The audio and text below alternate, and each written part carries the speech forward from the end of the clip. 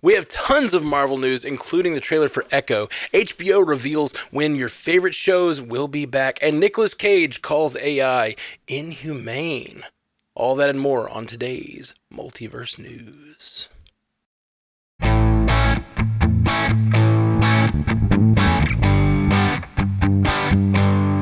Welcome to Multiverse News, your source for information about all your favorite fictional universes. My name is Matthew Carroll, and on the panel with me today, we have J. Scotty St. Clair from Animation Deliberation. What's up, J. Scotty? Hey, I'm all revved up and raring to go. We've got a jam-packed news week and excited to get into it. All revved up and raring to go. I like it. I like it. Bringing the energy. Bring that full pickle energy, J. Scotty. That's my legacy. And I'm okay with it. Sorry. That's an inside joke from the MCU cast last week. Okay, and Haley Hobbs from Source Pages. What's up, Haley? Yeah, we have a marvelous bunch of news to talk about, and we have more passion, more energy, more footwork. No? I don't know what that is. I was vibing. But I dig it. I dig the energy. On TikTok. Oh, is that on TikTok? I don't know. Which I don't have, so it's on Instagram. Man, I don't know how you guys live without TikTok. It's so good. I don't have it either. You're the only one here. Man, it's so good. Stop being so old, guys. No. Time marches on. I think I'm the oldest one here, right? Yeah. Yeah. Mm-hmm. Okay. I wasn't totally sure. And Jay Sisson from Commute the Podcast. What's up, Jay? Oh, not doing great. I've been sick for like 3 days, but the news rolls on, so I have to. So, here I am anyway. So I'm just going to soldier through, and you're going to get my best, even though not feeling it. But oh, man. I'm happy to be here. It's still looking forward to getting together, doing Multiverse News, despite the illness. Well, man, I appreciate your show must go on mentality. This is like when Michael Jordan had the flu game. Like, this is my flu game right now. Yeah, it's going to be amazing, though.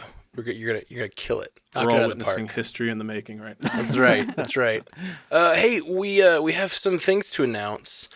We have winners for our Steelbook contest. Our Steelbook contest goes to our Patreon winner is David Brewer. Our 5-star review / rating winner is Tristan Wright, and social shares is Sharon Let's Go, aka Waterfall Angel, our old friend. So you guys all win a Loki Steelbook. Thank you for everybody who participated in that contest and got us lots of extra reviews and such. We'll be doing more things like that in the future because it really helps us boost the profile of the show, get it in front of more people, and we like sharing the show. So thank you. Yeah. I guess we get the news. Is that what we do here? Something like that. I have been told. Okay. We'll do the news then. Last week, Variety published an article titled Crisis at Marvel that laid out a behind-the-scenes look at the growing issues and long-term concerns at Marvel Studios and Disney regarding the present and future of the MCU. If you follow this show, you are likely up on many of these points they discussed, but here are a few that caught our eye. I'm going to read these point by point. We'll kind of take them one at a time. This week's new MCU entry, The Marvels, had several behind-the-scenes issues. The budget for the film was $250 million and is tracking for a low opening weekend, as we've discussed previously.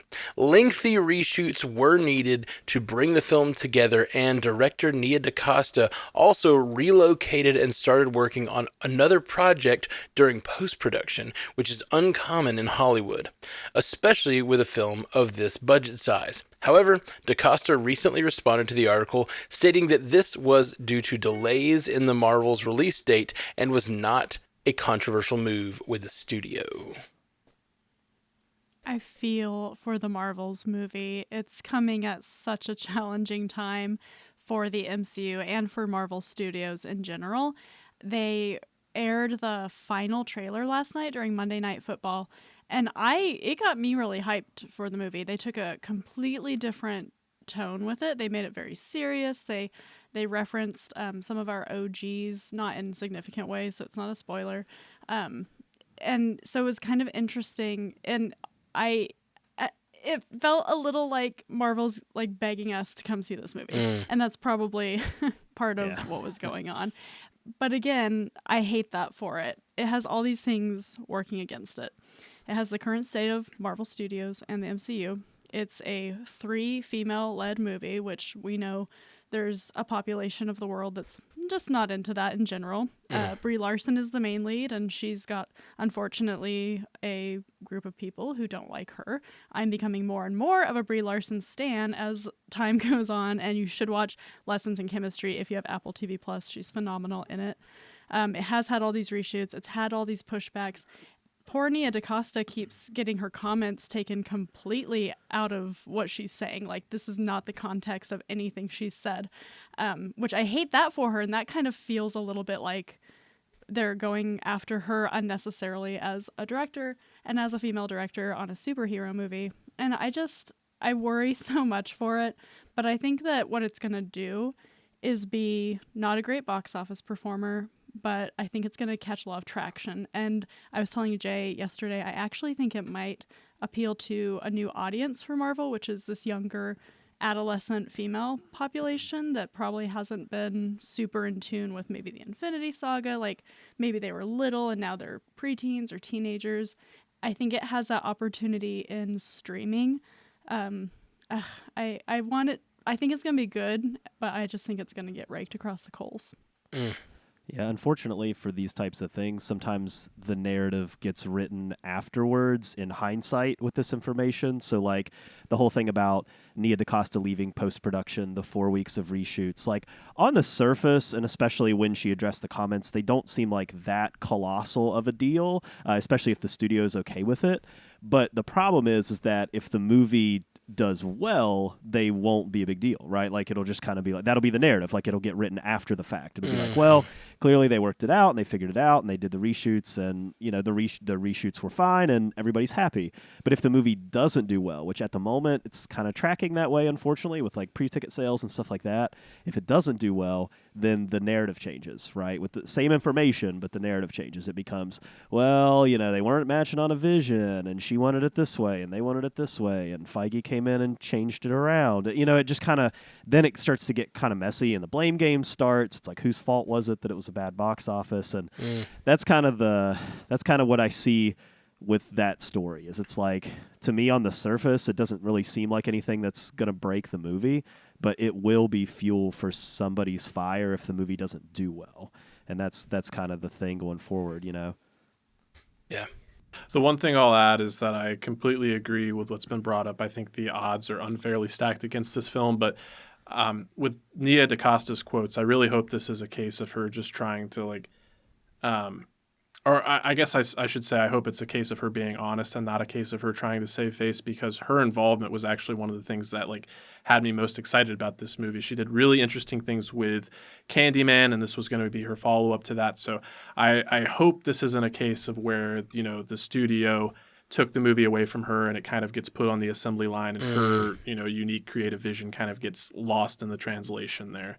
I'm kind of getting vibes of that, but, you know, hopefully that's not the case. I do think the trailer looks different than anything Marvel's done, and I really liked your point, Haley, about maybe a new audience. And I think there's something to be said for, like, if you get on YouTube, if you get on the internet, and every like super fan Marvel geek is talking about a movie, and you're not one of those, it might turn you off of it. And the fact that it's not getting the traction it does, it might leave some space for new audiences to walk in that like just want to see a movie led by these 3 ladies, and like it looks cool and it looks you know, interesting and different than other things in the past. So yeah, and just a movie that just looks different and has the opportunity to grab a new audience. So I think that's a really good point. I like that a lot.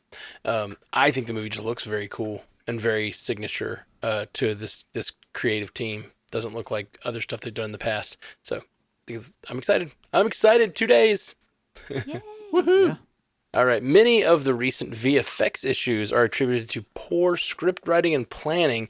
VFX artists report that they are asked to pivot, sometimes suddenly, to correct or add VFX late in production due to script rewrites. For example, the first of She-Hulk, which was originally a later episode in the season, was flipped to the first episode and ended up costing $25 million for that single episode due to the rewrite. Yeah, I mean, this is something that I really think a lot of this stuff in this article is something that we've been talking about for a while. And the VFX issues and the VFX industry looking to unionize is really a direct result of this type of stuff, is that idea of it seems like, at least from the article, the way that they're describing it, and you don't really know whose side you're getting here. You're probably getting disgruntled VFX workers' side here. But it seems like Marvel has a habit, especially on the shows, of coming in with scripts that are just kind of like half-baked. Like they kind of have the idea, and then they start shooting, and then they start building as they go, and then they're constantly asking these VFX writers, like, actually, that fight, we want to put it here, and we need to change this and that.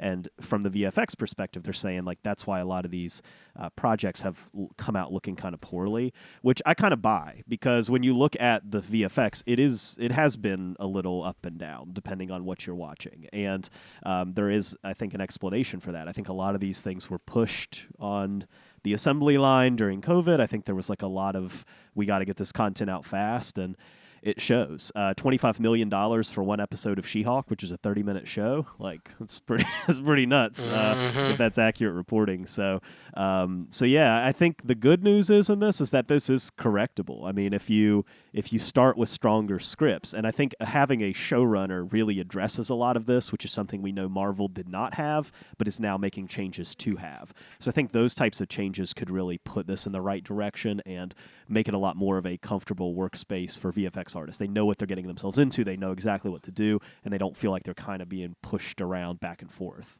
It's the balance of all art to be, like, have a vision, but have flexibility. Like, those two things are always a balance you have to find in whatever art you're making. And it just seems like Marvel had drifted more and more to we want to be flexible as we can be to fit whatever cameo we want to promote the next thing, or whatever we want to do. Like, whatever we want to change in the creator's vision, we want to be able to do that. And I think they need to move away from that and rebalance it. I mean, like, that is a strength of theirs, being able to throw the shawarma scene on the week before the movie comes out. Like, that's a cool flexibility thing that Marvel's been able to do. But, you know, if you go too far to that side, you lose the vision.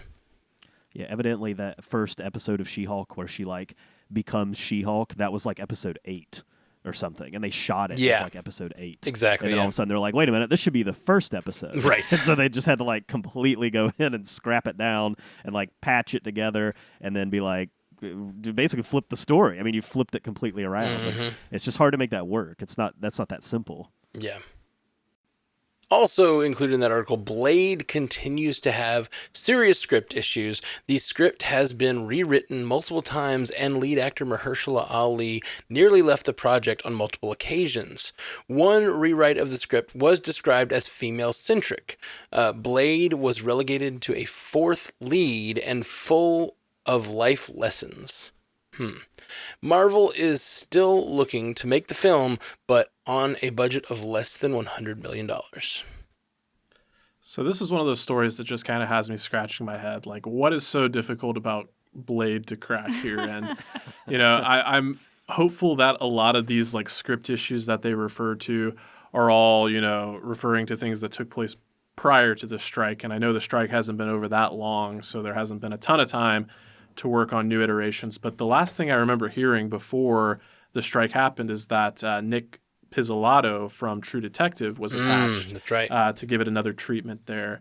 And, you know, I not to compare myself in like a qualitative measure to anyone else, but listening to this you know, pitch about a female-centric with Blade as a 4th lead, I like to think that, like, I'm more open-minded than probably a lot of other viewers, and I'm not as beholden to some of these characters. Like, I can appreciate new interpretations and new artistic visions. But yeah, this just like shows that like they're not in sync with what people want. Like, coming off of those, you know, the Wesley Snipes trilogy and knowing that Mahershala Ali is attached to this, and what little teases that we've had, like, people want, you know, Blade, and they want Blade forthright, especially with as long as we've had to wait. So Hearing a budget less than 100 million, like that, sounds good to me. It sounds like they're going to lean into practical effects and be a little bit more responsible when it comes to their budgets. But apart from that, if they have to take their time on it,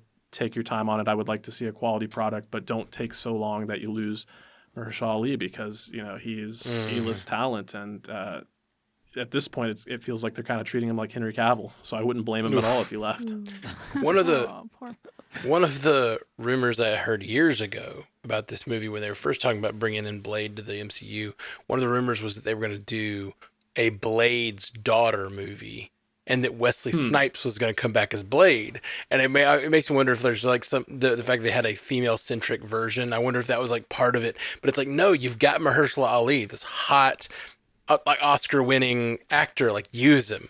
And the fact that they disrespect the actors so much, it seems these days, like Henry Cavill, and now this with Mahershala Ali, it just feels like there's this narrative about how there aren't movie stars anymore. It's the franchises are the movie stars, and it makes you think about like, but the talent is still incredibly important, as we've seen.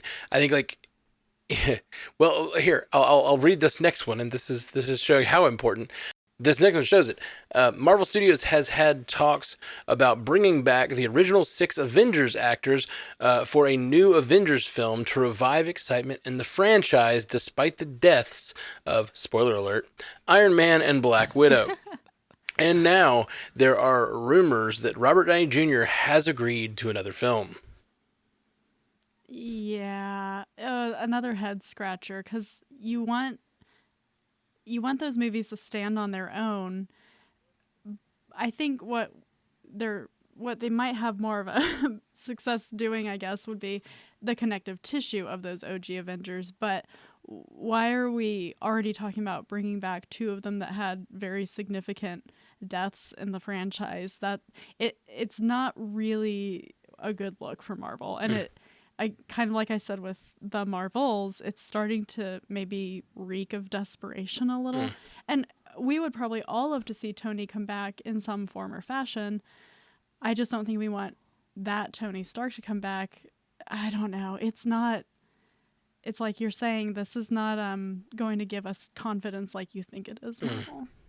Yeah, like I get the move, and I understand comic books and all that, but like at the same time, it feels like you're just yanking the toys out of the toy chest, and just pushing them all together and being like, you guys want this, or whatever, whenever you told a really good story. Also, I don't know if Scarlett Johansson's particularly looking to work with you again after the Black Widow debacle that stretched out into the court system. And she did say she would, though, actually. That is true. Once the checkbooks come out, people forgive really quick. But also, Robert Downey Jr., I think his fee for appearing in Iron Man 3 was $25 million.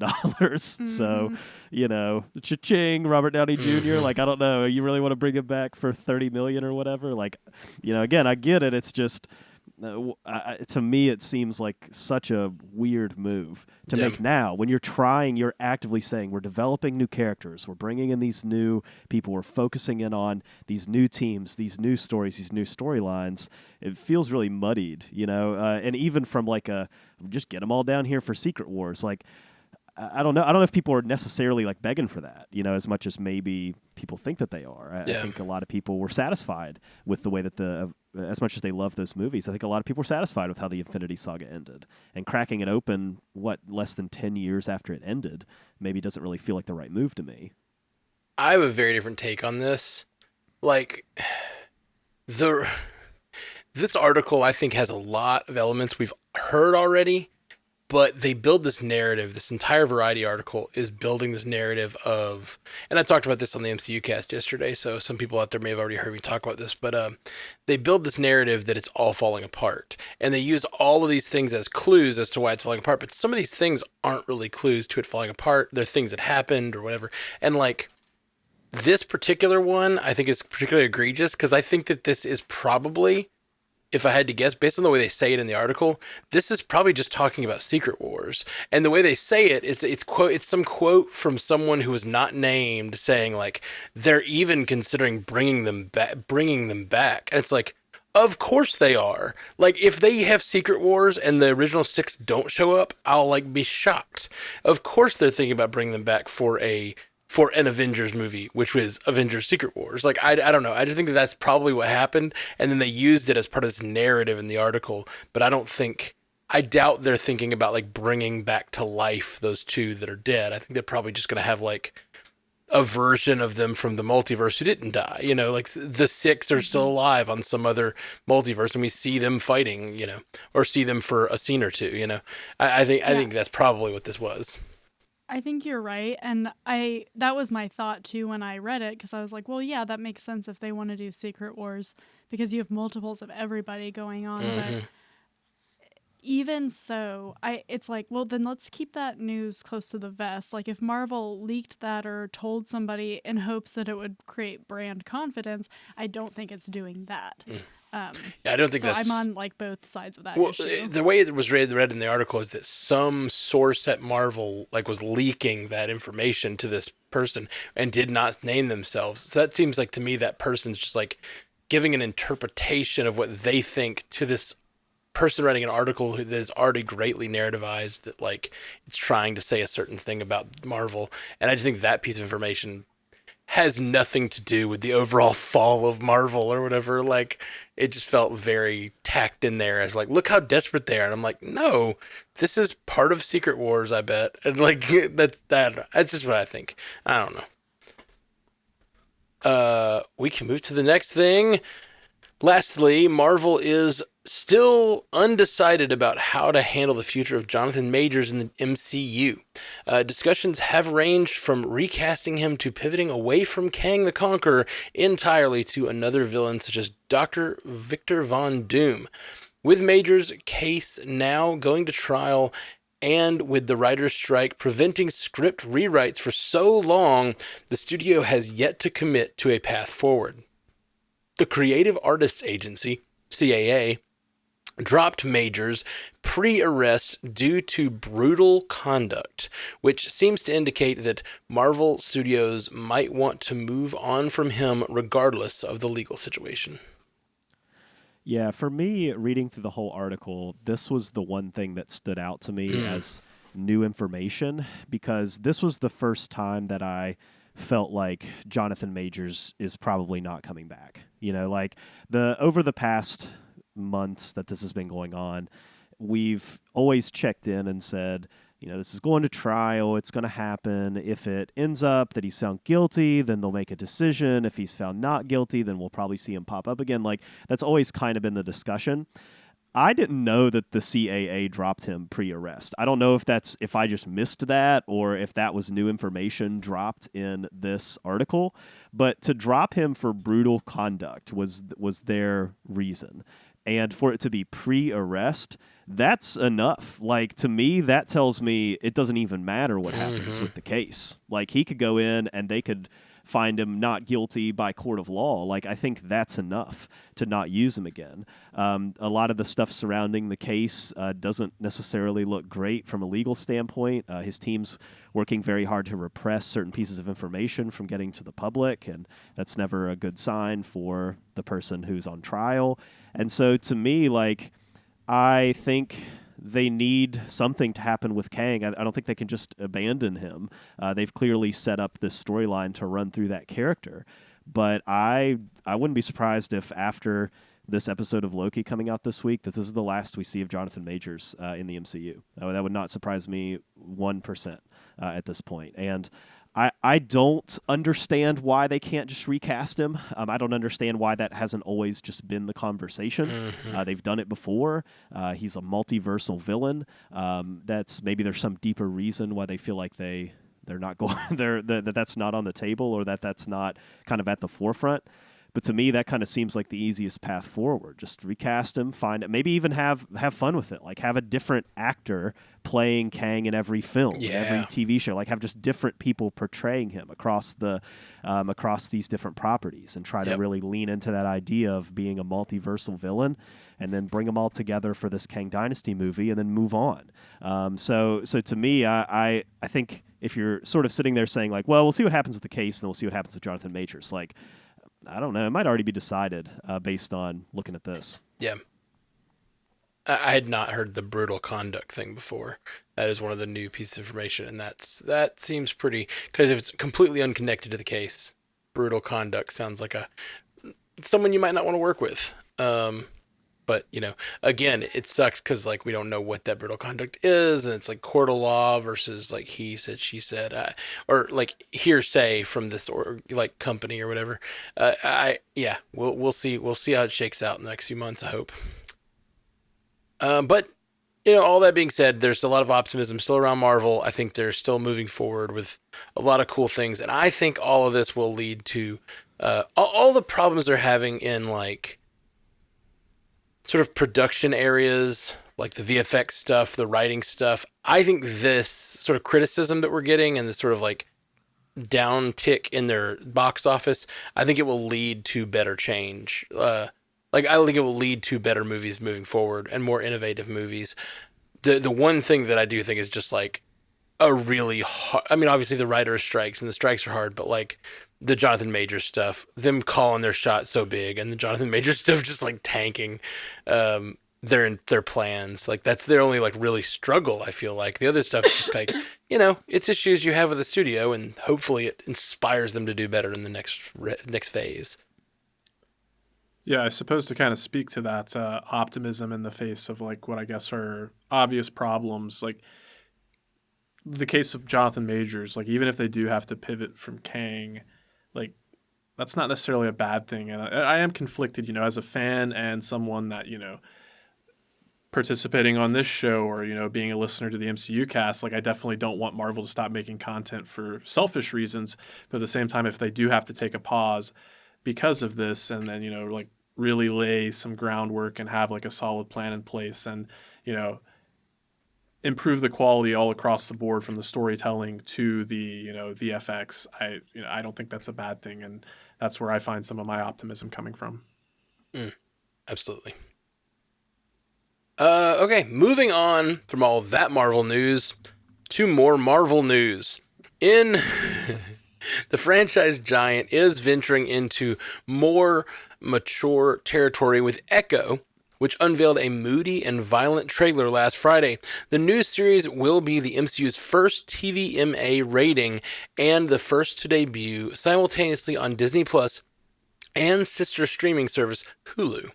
Both Charlie Cox and Vincent D'Onofrio will appear in the show, starring as Matt Murdock, Daredevil, and Wilson Fisk's Kingpin, respectively. Star Alaqua Cox will reprise her Hawkeye role as Maya Lopez, Echo. Also, of note, Echo will premiere under a new banner called Marvel Spotlight, complete with a new intro scored by Oscar-winning composer Michael Giacchino and a new logo. This new subcategory of Marvel will focus on standalone properties versus series and movies that connect to the greater Marvel Cinematic Universe. Marvel Spotlight gets its name from an anthology comic book series first introduced by Marvel in 1971, which featured new characters that readers didn't have to fully commit to over several issues. Echo is setting the stage for a lot of potential trends with Marvel Studios. What do you guys think of this new strategy? The first thing I thought of was that Scotty was right and that both can exist, and that's what they're trying to do now. So to speak to the Echo trailer, they really just dropped us into the Netflix series mode, like right off the bat, and I thought it was really excellent. I think it's going to bring a lot of people around to that character, and I think it was a surprise, seriously, to see that it was rated TVMA, and I think that makes sense. I don't know a lot about Echo yet as a character because we haven't covered it on source pages, but we will. But I think they maybe saw that she wasn't a character that got a lot of people excited from the Hawkeye series, and I am one of those people, but this makes me maybe look at her in a different way. And I think I saw a headline somewhere and I didn't click on it, so I don't know if it was legit or not, that said she's going to be like the villain of her series, and I kind of like that we're going down a dark road with that. It looks like we're just hitting on all cylinders for people who loved those Netflix shows. Yeah. The Marvel Spotlight thing, I have concerns about, because I don't want a character like Echo, who I just said a lot of people haven't connected with yet, I don't want those characters to feel like they're being shunted off of the MCU, which we all love and want to see flourish under this Marvel Spotlight banner. It feels a little bit like you're the stepchildren over here, that we're going to acknowledge you, but you're not part of the family. Like, I don't know, it's kind of feels a little ick. It could be really cool. Like, Ghost Rider was one of those comics characters that came out in the Marvel Spotlight comics, and so was Spider-Woman. Those are both really loved characters. So maybe this is the balance we need, like Thanos said, and maybe it's going to work out for the best. I'm trepidatious about it right now. We've all, for years, and when they were saying it's all connected, and they did the Shield stuff and the Defender stuff, and a lot of it never connected, we felt cheated. We felt like, oh, that didn't connect. But we now look back at it as kind of like the golden age of what Marvel was doing. They had these amazing movies in theaters that were coming out 3 times a year, and they like this great narrative pushing forward. And then they had these shows that were like admittedly relegated to less connected, but they really hit with people. The Defenders and all of the stuff that came from that was amazing, and the Shield stuff has a huge fan base. I'm one of them.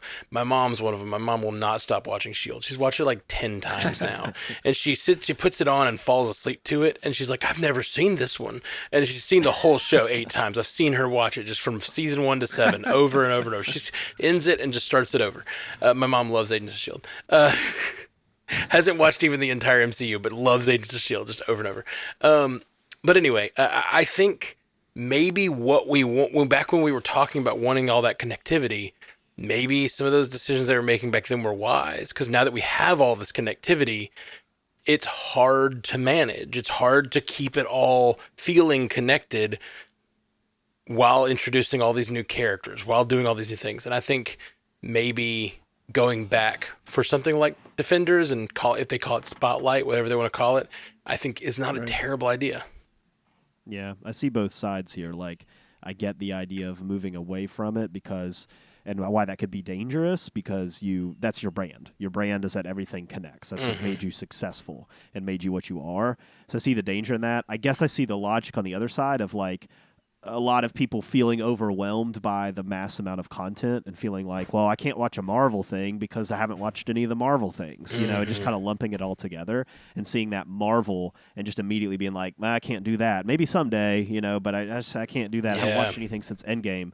But if it's kind of pitched this way of like, well, this is just a show and you don't have to have any prior knowledge, and they get that and that's communicated well to the audience, then I could see in a perfect world that people would gravitate towards that and say, well, I could watch this then. I think what this trailer did well is it definitely captured the attention of fans, if nothing else. You saw it. I mean, it was trending all over the place on Friday. It was, some of the top trending trends on Twitter were like TVMA and like Echo and Marvel Spotlight and all that. So people were definitely talking about it, and most of the chatter was pretty positive. I thought the trailer was really cool. I think we all liked the trailer itself. I thought the Native American ties in it were really, really cool and unexpected. I didn't expect the trailer to play out like it did, and I found myself walking away being excited for it, whereas before I would watch it because it's Marvel, but I wasn't like excited for it. I didn't have it circled on my calendar. But after seeing the trailer, I kind of felt, okay, yeah, like I'm ready to see the first episode of this thing. I'm ready to get into it. And I think a lot of people had that experience. Right. Yeah.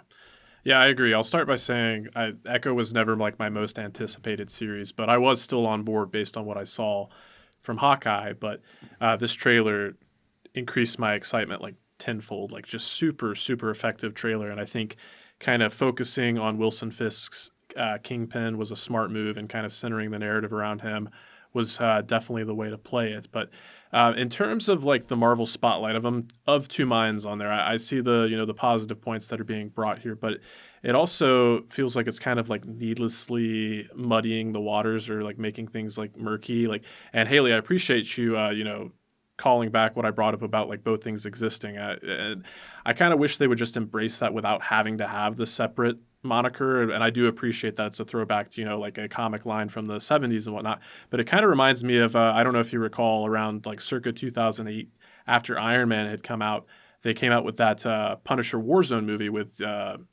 why can't I think of his name now? He just passed away. Ray Stevenson, thank you, forgive me. And that was called like Marvel Knights, and that was going to be like their brand that was a little more mature, a little more violent, and it never went anywhere. And I'm kind of getting similar vibes here. I appreciate what you're bringing up, Matt, about how like I definitely thought the tone of this trailer and even like the font style they tried to use with the title card like reminded me of everything from the Defenders and the Punisher specifically. So I think initially like the release strategy, some of the like seeming hesitation around this series, I thought spoke to a lack of confidence. But now I think it's just like the people, like the big wigs or the higher ups saw what they had on their hands here. And I think it was more a reaction to the fact that like, oh, this is like mature adult content. Yeah. We don't really know what to do with this. And that like actually excites me. For sure. I think the messaging issue there, though, is that you have fans who right now they say, even fans, hardcore fans in our Facebook group of Stranded Panda are like, do I need to know, like, do you think I need to watch Loki episode 5 or 6, whatever the last episode is, 6, before I see the Marvels? And it's like, well, no, it's highly unlikely. But so what are casual fans going to think when they're faced with this content doesn't really matter if you want to know about this content? I think it's confusing messaging. I really do. When Kevin Feige came out at the beginning of phase 4, WandaVision, right? Yes. 4? I think. Yeah, that sounds right. And said, you have to watch WandaVision to know what's going on in Doctor Strange Multiverse of Madness, and people didn't listen, then now you're adding this extra layer of complication. I totally understand why they're doing it. I just don't know that it's going to have the effect they think it is. Yeah. Yeah, that's fair. Yep. All right, guys. Well, we are going to take a quick break. We have gone 2 stories deep, 40 minutes. We're going to take a quick break. Hey, the other ones will move. Glad Scotty's editing tonight. Yeah. Yay, me. We'll be right back. Welcome back to Multiverse News. We're going to get right back into our next story. This is so silly. I find this story so silly. Nicolas Cage shared his thoughts on the use of AI in films, as well as his feelings about the final cut of his cameo as Superman in The Flash. In a recent interview with Yahoo Entertainment, Cage expressed his personal distaste for the technology, saying, "AI is a nightmare to me. It's inhumane. You can't go more inhumane than artificial intelligence." Speaking of his brief cameo in The Flash, he said, When I went to the picture, it was me fighting a giant spider. I did not do that. That was not what I did. I don't think it was created by AI. I know Tim Burton is upset about AI as I am, is as upset about AI as I am. It was CGI. Okay, so they could de-age me, and I'm fighting a spider. I didn't do any of that, so I don't know what happened there. We know Cage isn't alone in these feelings, but what is the reality of merging AI with art? I would imagine that it is sort of terrifying to be an actor and to go to work and film a cameo for multiple hours and then go sit in the theater having not seen a cut of the film, and then your character on the screen is just doing something completely different than what you did while you were in the production. Like, I would pay money to sit beside Nick Cage when he saw this for the first time just to like see his reaction. Like, he even went on in the article to talk about how they basically told him, like, look, you're going to be Superman. You're looking at the Flash, and it's this, like, emotional moment. So we need you to, like, convey all this energy and emotion and drama with your eyes and your face. And so he's like, I did that. Like, that was what I did for 3 hours, is I just pushed all this emotion out of my face. And then he watches it, and he looks like he's underwater, first of all. Like, I feel like that scene just looks bad. Like, it just doesn't look good. And then he's fighting a spider, which he did not know was happening. So, from an artist standpoint, I can see why you would just be completely freaked out by that. You'd be like, what is my art anymore if it can just be molded into whatever the vision is? And this is why this is one of the core reasons the actors are on strike. It's because of stuff like this. It's like, you just want to come in and scan me and then just use me as a puppet. Like, that's kind of what happened here. So it does open up this bigger conversation in a way about AI and art and this conversation, because it's led to this Hollywood grinding itself to a halt, really, in a bigger sense. Mm-hmm. The phrase "meat puppet" popped into my head when you said that, and I hate it. Yeah, I think with this story, spoilers are a given. So I will say, that moment in the theater, that reveal with Nick Cage in the theater, like that was got an audible reaction out of me, and nothing will ever take away from that, that moment that I had in the theater. But as time has gone on and the conversation has persisted, like that moment has just soured more and more and more and more. See, it's funny you say that, because our theater, the theater that I was in, they groaned. Like, everybody was like, "Oh my god!" Like, nobody was excited about it. Well, I had the reaction. I looked around to see if anybody else, and there was one other guy that was like even more amped than me. He was like getting up, like, "Woo! They did it! They did it!" I was like, "All right, I'm not alone here." But no, this I wish I could say this is surprising, but it's not surprising at all, especially considering in that same sequence they have a segment where they flash to Jay Garrick, and like the conversation around that has been is like, oh, who was the actor that was supposed to be portraying Jay Garrick? And apparently there was no actor. It was just like a completely fabricated digital double that would just look like, comics version Jay Garrick. So they didn't even have a stand-in in that case. So wow. Yeah. That's pretty wild. It's it's just animation in the end, and it's just like animation to look like Nick Cage, which is not different than like animating things otherwise, but it just feels weird. It feels weird when you can cross the uncanny valley and put an actor there that looks like they played the role, but they didn't. It's a very, very weird time. It's Hollywood taking shortcuts, and look how well it worked out for The Flash. Mm-hmm. Well, Marvel's guilty of it too. Like, look at 2008 Iron Man, and like some of like the use of CGI with the Iron Man suit and that, like how much better that holds up than like some of the stuff we see like circa like Civil War even like. Yeah. There's a I want to say it's a YouTube essay by Patrick H. Willems, who, if you guys haven't seen Patrick H. Willems, really great YouTuber. He does these long form essays that are like weird and a lot of really cool filmmaking stuff. But one of the things he talks about is, I might even have the guy wrong, but either way, check out Patrick H. Willems. But there's a YouTube essay that talks about how these companies, these franchise companies, have started creating these moments that are designed for theaters to go, I recognize that. You know what I mean? Like, they're not designed to go, and that moment of the spider feels like the epitome of that, because it's I heard Kevin Smith talk about this years ago, is like the reaction that like fans that are deep into this stuff know, but other people are like, why is this happening? Like, it doesn't matter at all. This is not set up within this movie. This is a thing for fans to go, I recognize that. I get that reference. And it is, there's like a feeling to that feels wonderful in the moment, but there's no substance to it. Right. You know what I mean? For sure. People didn't know either. Like so many, like hardcore fans, of course, is like, oh yeah, canceled Tim Burton Superman movie, of course. Like, people knew. But like, not like what percentage of people watching that movie got that reference? Like, probably like I feel like it's got to be like 10% or something. Like, I feel like a lot, like most, like the guy I was watching it with, he was like, what the hell? Like, why's Nick Cage in here as Superman? Like, he had no clue what was going on. And I was like, it's a long story, But I feel like a lot of people had that reaction. They're just like, what? Like, why did you like why is Nick Cage here? Right. And that's the thing, is it's like, it's confusing to people who don't know, and to people who do know, just like Jay Scotty said, like, you get that immediate reaction, but it just doesn't age well. It sours over time. It feels like it's just it was there to elicit a reaction in the theater, and it's not there to make this movie rewatchable or substantive or have meaning. It's just there to make me go, whoo, and like That feels good. It feels good to go, piece of ooh. candy.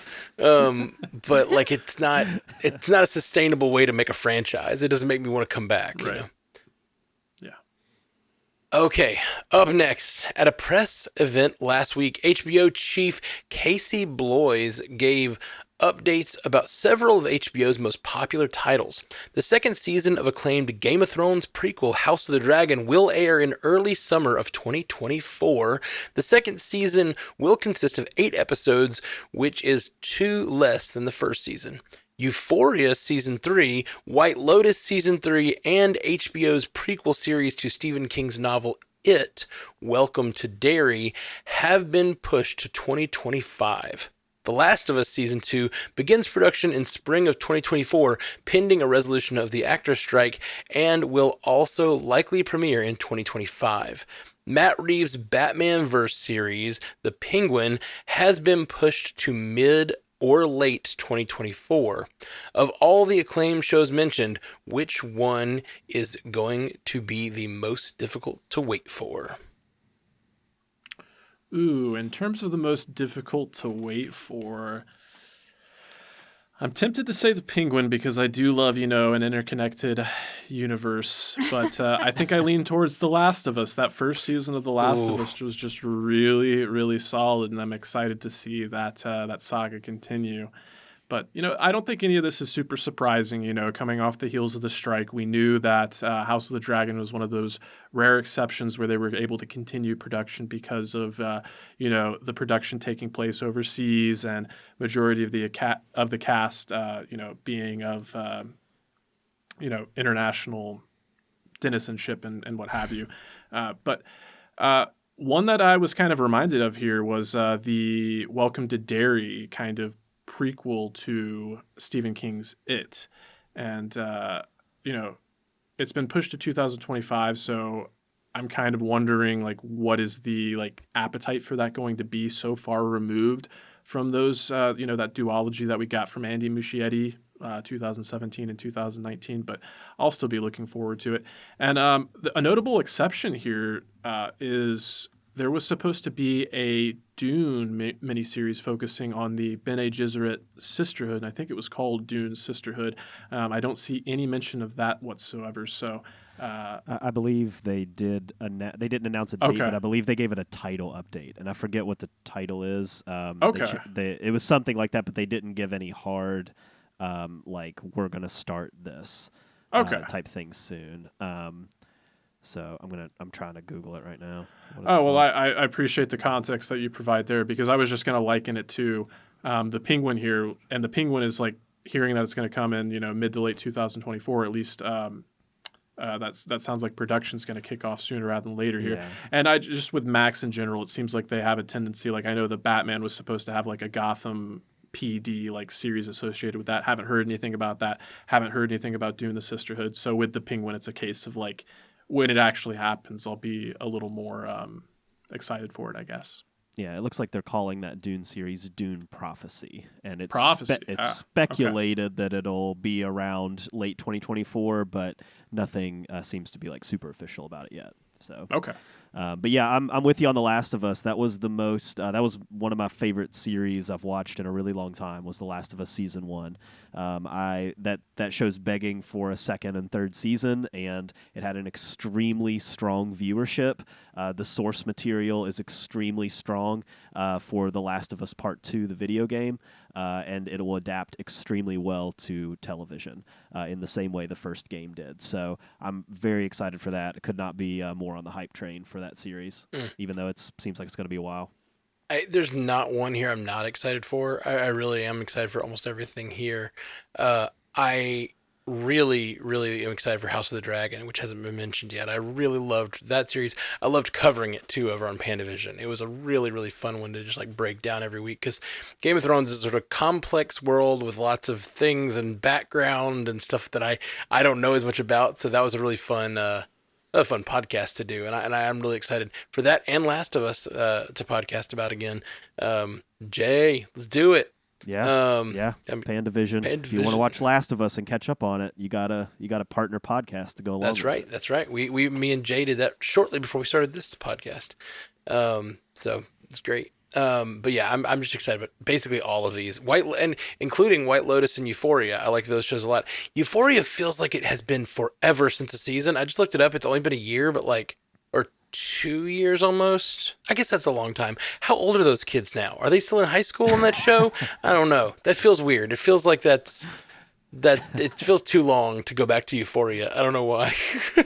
Yeah, at some point you can't sell me that Zendaya and Sydney Sweeney and all them are in high school. Yeah. At some point we've crossed that threshold. I think you're right.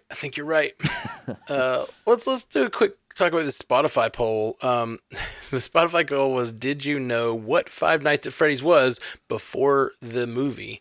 And 73% of people said yes. I'm honestly surprised. I don't know. I feel like our audience didn't necessarily, we didn't know much about it as a group. So I felt like our audience might not either. But that's a case where I knew what it was, and that's where it stops. Right. Which I think a lot, maybe a lot of people answered that way. Like, you know what it is, I just don't know anything about it. Okay. Yeah. Five Nights at Freddy I've heard of. FNAF, never heard of it. Come on, guys. Get on the FNAF train. 12% said no. 14% said they still don't. So, did you listen to the episode at least? Did we teach you what it was? Smash that 30-second skip button a few times. Just never heard of this property. Get me through this. Yeah, done with this. It's a slider through the multiverse. You can jump to the next property or whatever. All right. Well, we're going to take another quick break, and then we're going to get to our lightning round, which we have tons of good lightning round stuff. We had a big news week this week. So we'll be right back with the lightning round. Welcome back to Multiverse News, and we got the lightning round. You guys ready? Oh yeah, I was born ready. Right. Mm-hmm. Well, you know how we do this. I'm going to read a story, and all four of us have an opportunity to claim that story by buzzing in with our name, and then we get to respond to that story, and everybody gets one rebuttal throughout the entirety of this lightning round, which we need to stick to because we're really killing Scotty on his sleep tonight. Everything you respond to, you're stealing time from Scotty. Just think about it. I've resigned myself to my fate. He's 2 hours behind us anyway. He's in the past. Oh, that's true. He's got 2 hours extra anyway. That's a great point. Haley. Oh, bring it on. Bring it on.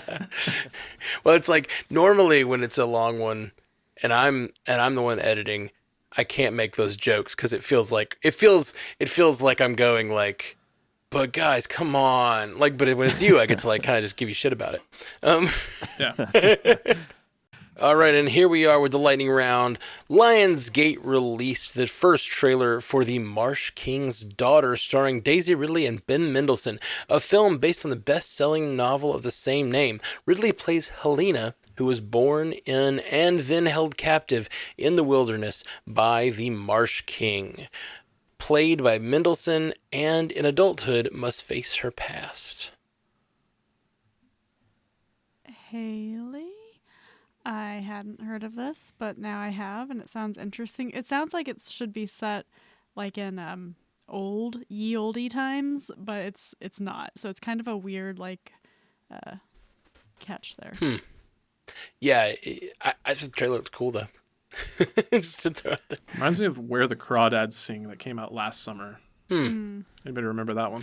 Yeah. Mm-hmm. Daisy Ridley still looking for that breakout role after Star Wars too. I like to see her getting some work. She's a good actress. Being across from Ben Mendelsohn, it's a pretty good cast. Mm-hmm. All right, up next, Canadian comedy Letterkenny is coming to an end.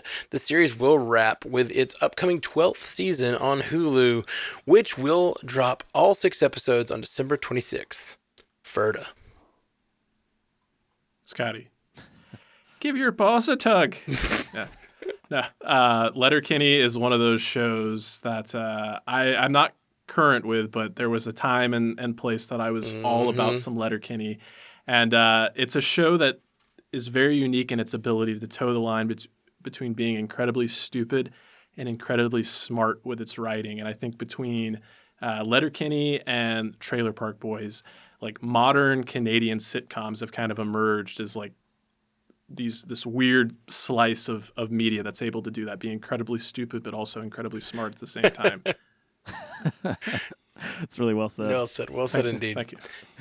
After Universal's $1 billion hit adaptation, the Super Mario Bros. Movie, Nintendo is developing a Zelda project with Sony Pictures Entertainment. Wes Ball, the director behind the Maze Runner trilogy, will helm the live-action feature with Sony distributing. Nintendo and Avi Arad's Arad Productions, Inc. are behind the film that will be co-financed by the gaming giant and Sony.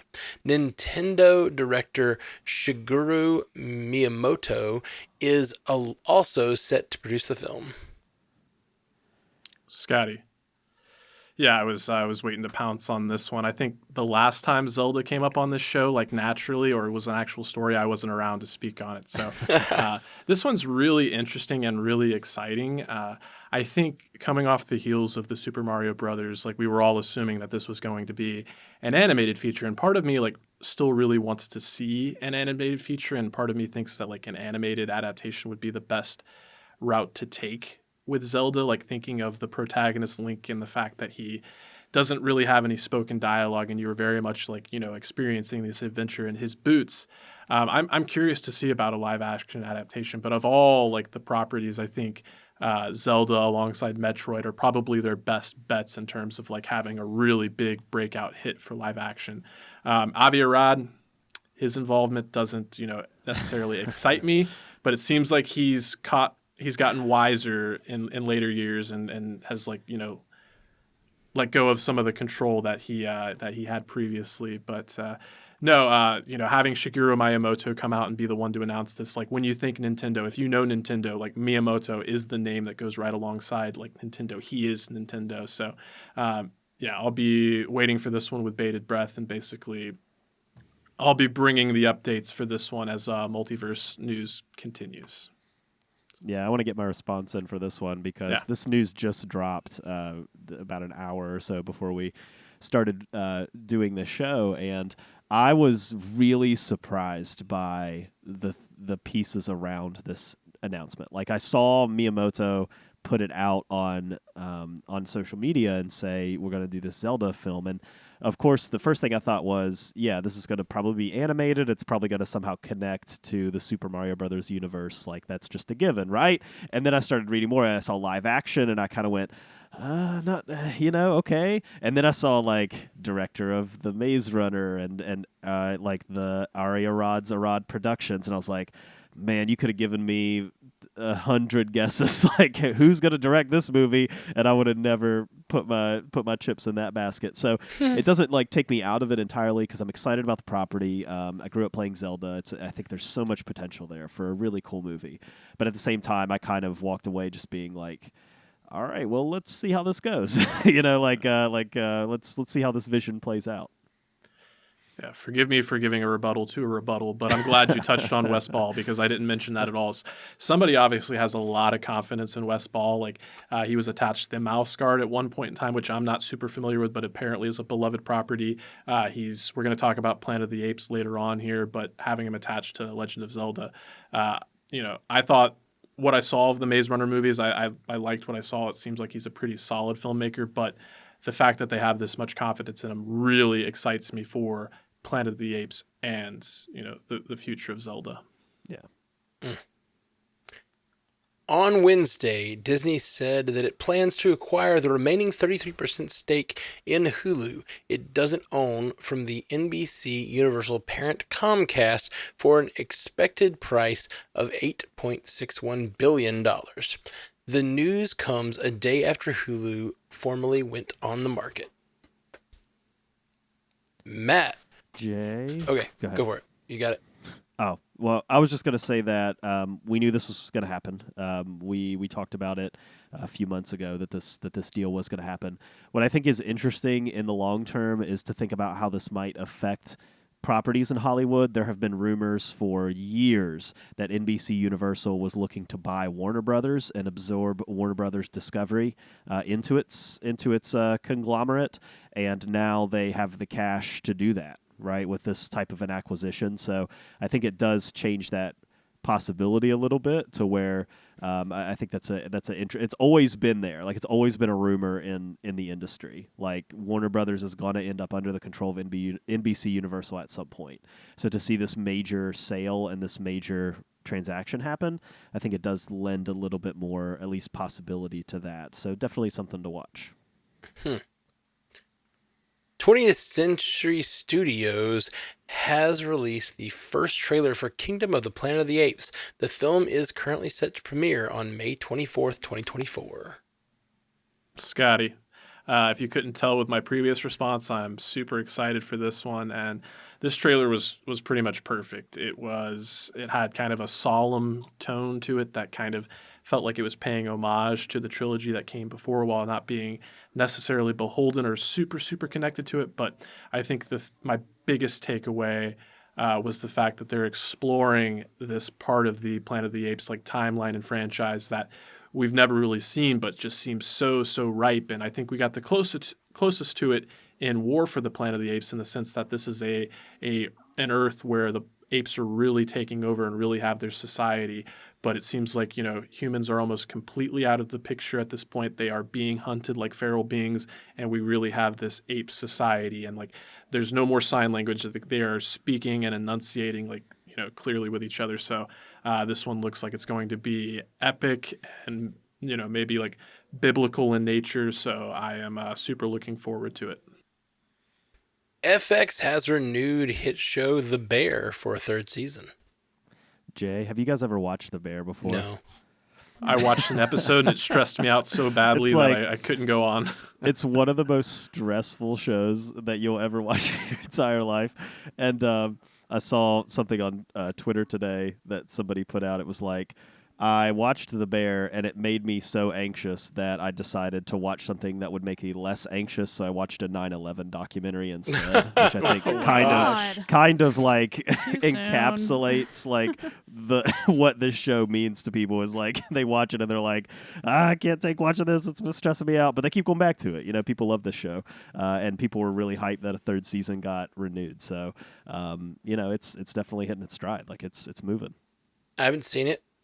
I guess rebuttal, tiny butt. But I haven't seen it, but I've seen a ton of it on TikTok, weirdly. Like, people put little clips, like little, 40-second clips of this show, and I've seen a bunch of them, and they always seem really intriguing. It's made me want to watch the show. I'm always like, this is hashtag what show? Oh, The Bear. It's a good show. The Bear. Yeah, it's a good show. It's definitely like, I just made it seem like it was super stressful, and it is. But it's if you're down with that in your TV viewing experience, it is a good show. Nice. Hulu is in the earliest stages of development on a new iteration of the former Fox series Prison Break, with Mayans MC showrunner Elgin James at the helm. The potential series would not follow the central characters from the original show, played by Wentworth Miller and Dominique Purcell, but would be set in the same world. Matt, never watched this show, but I always was intrigued because it always came on after 24, and but I wasn't. It was back like before like streaming was really a thing, and like you had to like download shows to get them. I didn't have this show, so I got behind, and I watched the first episode or two, and then got behind. But I always liked it, and I heard lots of people talking about it over the years about how good the show is, and I know those two actors went on to play characters in the CW DC verse. That were beloved kind of because of their connection back on that show. So I don't know. It has a beloved fan base, and I think it's kind of neat to go revisit. You can always do more Prison Break stuff. In another, they got out again. Yeah. Can you believe it? Right. Well, the show seemed that way, like a little bit like, oh, they're out, and season 2 they got to break out of a different one. I don't know. I've never watched enough of it to know, but it does seem like there's a lot of rich stuff in the world, and you could just tell another story, and you could have, since it's in the same world, I love the idea of a connected universe with this, where like you could have those characters drop in and do a little. It makes me want to go back and watch Prison Break, but I've been saying that for like 15 years, so I probably won't. Oh man, the first trailer for The Fall Guy, starring Ryan Gosling, Aaron Taylor Johnson, and Emily Blunt, has been released. The film is inspired by the 1980s TV series of the same name and is directed by David Licht. The filmmaker behind Bullet Train, Deadpool 2, Atomic Blonde, and Fast and the Furious presents Hobbs and Shaw. The film centers on Gosling's character, a stunt double who must track down a missing action star he doubles for. Matt, I just want to talk about this one. This looks great. This just looks absolutely wonderful. It looks creative. I have more and more loved Ryan Gosling as the years have gone on. I just realized, like, I think I like almost everything I've seen him in. And he's just always a bright spot in whatever he's in. This just looks cool because it's like a lot of cool, like, Hollywood actiony tropes, but mixed with behind the scenes stuff. So it's like, I don't know. I used to play a game called Stuntman on PS2 or something, and it was you were playing a racing game, but you had to do the moves exactly right to be the stuntman. And this reminds me of that. It's like car chases, but on this weird kind of artificial controlled environment. But clearly in the trailer, he also ends up having to have like actual fights and actually do some of the stunts he's done, sort of do stunts in real life. And it just seems like a fun thing. Like his superpower is that he's a stuntman and just can get knocked around a little bit. I think it looks like a lot of fun. Yeah. Scotty with a rebuttal. This is one of those instances where I feel like the talent, both in front of and behind the camera, like, is elevating the concept, because the concept alone, like, I was not bought into this one. And there's another movie that's out right now called Freelance, starring Alison Brie and John Cena. And, like, in lesser hands, I could see this movie playing like that movie, which is doing abysmally, by the way, both critically and audience-wise and financially. It's nice to see the concept being elevated by everyone that you mentioned, Ryan Gosling especially. Like, he can do no wrong right now, especially coming off of Barbie. Right. He's just Ken. Representatives from SAG-AFTRA met with the heads of major studios again today after studios pitched their self-described best and final offer to the Guild on Friday. As of now, the sides have still not compromised on the key issues, particularly around the use of AI and copying an actor's likeness for use in the future. More meetings between the sides are expected to happen this week.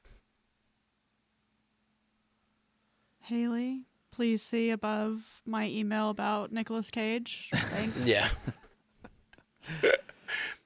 The CW series Superman and Lois will conclude with its upcoming 10-episode fourth season, marking the end of the DC series era at the CW.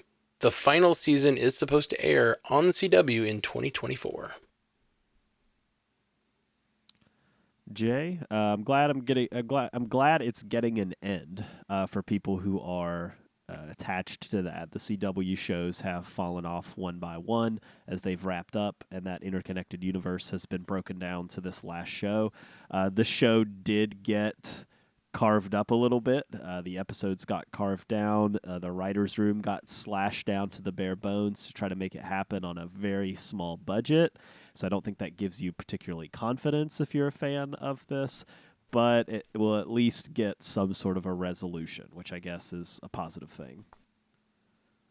Absolutely. The CWDC has been quite the era of like cool interconnected storytelling. It's had its ups and downs, good and bad, but like I'm glad that this series is getting an ending, because I think some of them did and some of them didn't, if I'm not mistaken. But the cool thing was when some of them didn't, they would cross them over with other ones and kind of give the story. It's neat. They seem to really care about the story and the fans on that series. So the whole CW as a whole. So that's cool.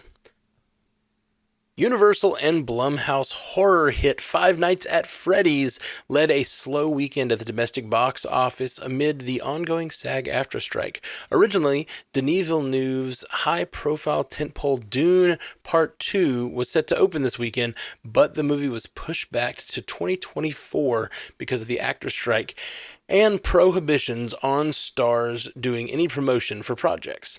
Domestic ticket sales for all current films in theaters are expected to come in at $64 million for the weekend, one of the lowest showings of the year so far. Haley, sorry, I don't have anything to talk about most of these lightning round entries today, so I'm like, let me go with the boring ones. I don't think this is that surprising, kind of given the time of year. Like, everything was probably going to get out of Dune's way, and when they moved it, it was like, well, what are we supposed to do now? Because everything's either slated or coming out or has been pushed. I think it does make room for, I think there's a new horror movie called Thanksgiving coming out soon, so I kind of expect that to have a good showing. And then maybe this will give the Marvels a boost, like maybe people goes to the movies and see it. Yeah. Let's go. Yeah, that was kind of going to be my take on it, was just that, like, sometimes when you have a slow weekend at the box office, there are people like Jay Scotty who go to the movies all the time. It's like part of their activities in their daily life. Like, they weekly go to the movies or whatever. And like, if you have a weekend of not many people going to the movies, some of those people it's going to be built up demand, basically. So maybe the Marvels will get a little boost. I agree. Hulu has ordered 2 more seasons of the adult animated series Futurama. The streamer revived the series in 2022 with a 20-episode order. Season 11 premiered July 24th on Hulu and was on Nielsen's top 10 original series list for 6 weeks. Season 12 is expected to debut on Hulu in 2024. The 20-episode latest order is for seasons 13 and 14. Scotty. Good news, everyone. We have at least 30 more episodes of Futurama to look forward to. And that's a good thing. I really enjoyed the revival of Futurama on Hulu. I thought it had 2 or 3 like really stand out episodes that, I hold them up in the highest light, up there with some of the best episodes of Futurama from all of its eras, be it on Fox or be it on Comedy Central. So to know that it did so well and that they're going to, invest so heavily in making sure that we have a lot of Futurama to keep on enjoying for the years to come. As a Futurama fan, as an animation fan, and as a fandom and sci-fi fan, good news, everyone. Love it. All right. Well, that is our lightning round for this week, you guys, and our show for this week. It didn't go too crazy. We got it in under an hour and a half. It was a busy news long week. Podcasts are a thing for you lately. So. That's true. Loki's got me messed up. And now for man. Matt's Corner, where he talks about Loki. Take it away. Here I go. For 1 hour. And if you want to hear me talk about Loki, please go check out Marvel Cinematic Universe podcast. I've been doing it a lot lately. But the big thing is this week, I do want to mention before we get off that we are if you're on Twitch, if you're watching this on Twitch, if you watch things on Twitch with us, we're going to have a big night Thursday. We're going to see the Marvels at I'm going I think 5 p.m. Central is when we're going. So by 7:30 we'll be on stream talking about the Marvels. Then we'll talk about that for an hour or whatever. Then we're going to go watch Loki and come right back and finish that. So we're going to be doing 2 podcasts that night on stream. I promise those won't be 2 hours each. But I don't know. I don't know if I'd promise. You're right. I don't want to be creatively stifled. By myself. Don't clip my wings. Don't clip my wings, me. Don't clip my wings. I know, it's bad. Poor Jay. We gotta get out of here. Poor Jay. I'm suffering. Wrap it up. Yep, we're wrapping. Well, I did this for you, listeners. Let's hear Jay Sisson give his pitch for where else you can find him online in his best cold voice. Yeah, hopefully I'll be well by the time we record this week, but you can find me on Commute the Podcast, where me and my co-hosts cover 3 interesting topics in 20 minutes. So come hang out with us, and hopefully I won't sound as nasally on that next episode. What about you, Haley Hobbs? Yeah, I'm on Source Pages. We just dropped our Carol Danvers Captain Marvel primer tonight, so you can check it out before you see the Marvels. We've done all the work for you. Sweet. And J. Scotty St. Clair. I'm also over on Animation Deliberation, the podcast that takes action, animation, and cartoons seriously, but not too seriously. And Invincible Season 2 just had its first episode, so I'll be talking about that over there. I'm talking about Futurama over there. We're talking about anime over there. So join us over there, Animation Deliberation, wherever you get your podcast. All right, and we'll be back next week with more news from around the multiverse. Peace. You stay classy, Multiverse.